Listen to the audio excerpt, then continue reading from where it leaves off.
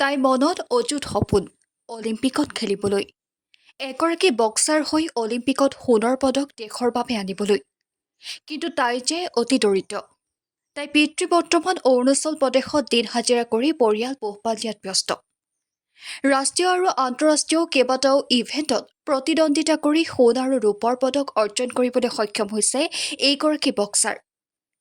লখিমপুৰ জিলা অসম অৰুণাচল সীমান্তৱৰ্তী বান্দৰদেৱা উচ্চ মাধ্যমিক বিদ্যালয়ৰ নৱম শ্ৰেণীৰ ছাত্ৰী তথা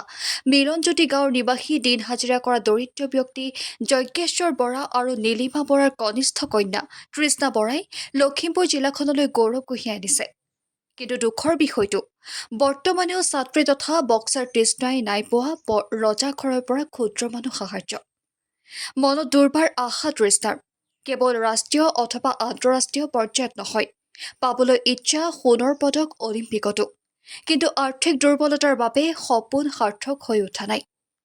ইতিমধ্যে ২-৩বাৰ পৰ্যন্ত বান্দৰদেৱা উচ্চ মাধ্যমিক বিদ্যালয়ৰ শিক্ষকসকলে আৰ্থিক অনুদান দি ছাত্ৰীগৰাকীক খেলিবৰ বাবে পঠিয়াই তাইৰ উৎকৃষ্ট ফলাফল লাভ কৰিছে যদিহে বিপৰীয়া সমষ্টিৰ বিধায়ক তথা লখিমপুৰৰ বিধায়কে ছাত্ৰীগৰাকীৰ বাবে অকণমান সাহায্যৰ হাত আগবঢ়াই নিশ্চয়ভাৱে তেওঁৰ সপোন পূৰণত সহায় হ'ব কি পুৰস্কাৰ পাইছা মই নেশ্যনেল ইণ্টাৰনেশ্যনেলত গ'ল্ড আনিছোঁ লখিমপুৰ ডিষ্ট্ৰিক্টত দুজনাই আনিছোঁ মই আনিছোঁ ইণ্টাৰনেশ্যনেলত গ'ল্ড আৰু আমাৰ ক্লাবৰ প্ৰায়ভাগে চিলভাৰ ব্ৰঞ্জ পাইছে কিন্তু আমাৰ ক্লাবৰ পৰা মই অকলে গ'ল্ড আনিছোঁ ক'ত খেলিছিলা মই ইণ্টাৰনেশ্যনেল কলকাতাত খেলিছোঁ নেশ্যনেল হায়দৰাবাদ আৰু নেপালত খেলিছোঁ হয় হোৱাটোতো বহুতেই আশা আছে কিন্তু এইবাৰ অলিম্পিক খেলিব যাম বুলি ভাবিছিলোঁ বহুত গেম আছে কিন্তু ঘৰৰ পৰিস্থিতি বেয়া কাৰণে খেলিবলৈ যাব পৰা নাই দেউতাই কি কৰে দেউতাই সৰু সুৰা অৰুণাচলৰ ভিতৰত থাকে অৰুণাচলৰ ভিতৰত থাকে উপাৰ্জন মানে কেনেকুৱা ধৰণৰ ধৰা দেউতাৰ উপাৰ্জন এখন চলিবলৈ হয় আৰু কিন্তু মোৰ খেলিবলৈ ইমানখিনি মিলাব নোৱাৰে মায়ে তথাপিও মোক খেলিবলৈ মই আগবাঢ়িছোঁ কাৰণে মায়ে 10 টকীয়া সুতত হ'লেও মোক গেম খেলাইছে 10 টকীয়া সুতলৈ পইচা আনি তোমাক গেম খেলাইছে হয় তোমাৰ ঘৰ পৰিয়াল কোন কোন মোৰ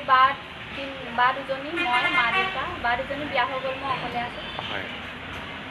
মোক স্কুলৰ পৰা বহুতখিনি সহায় কৰিছে গেম খেলিবলৈ মই 2-3খন গেম বাহিৰত খেলোঁতেনে মোক স্কুলৰ পৰা সহায় কৰিছে বহুতখিনি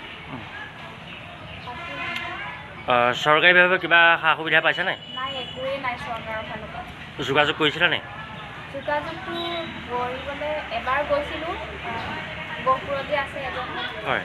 তেতিয়া মোক কৈছে কি খেল বিভাগত মই নাই বুলি কৈছে তেতিয়াৰ পৰা মোৰ মনটো ভাগি গ'ল আৰু সেইকাৰণে ওচৰলৈ যোৱা নাই আৰু ছোৱালীজনী খেলা ধূলাত যথেষ্ট পাৰ্গত কিন্তু তাইৰ আৰ্থিক অৱস্থাটো ঘৰৰ একেবাৰে জুৰুলা ঘৰখন চলি থাকিবলৈ হয় বাহিৰত খেলিবলৈ যাবলৈ মাক দেউতাকে যথেষ্ট পৰিমাণৰ পইচা লাগে যোগান দিব নোৱাৰে আমি 2-3বাৰ বিদ্যালয়ৰ ফালৰ পৰাও কিছু আৰ্থিক সকাহ দি তাইক বাহিৰত খেলাইছোঁ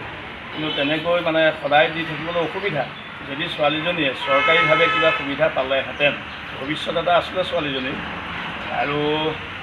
আমি আশাবাদী এতিয়া আমাৰ চৰকাৰে বিভিন্ন পদক্ষেপ লৈছে এই খেলাৰ ক্ষেত্ৰতো অসম অৰুণাচলৰ একেবাৰে সীমান্ত এলেকাত অৱস্থিত একেবাৰে 0 পইণ্টত তাইৰ ঘৰ অৰুণাচলৰ গাতে লাগি আছে গতিকে চৰকাৰে যদি অকণমান তাইক সকাহ দিয়ে খেলিবৰ কাৰণে প্ৰেক্টিছ কৰিবৰ কাৰণে যদি সুবিধা কৰি দিয়ে ভৱিষ্যত তাই এগৰাকী ভাল বক্সাৰ হ'ব বুলি আমি আশাবাদী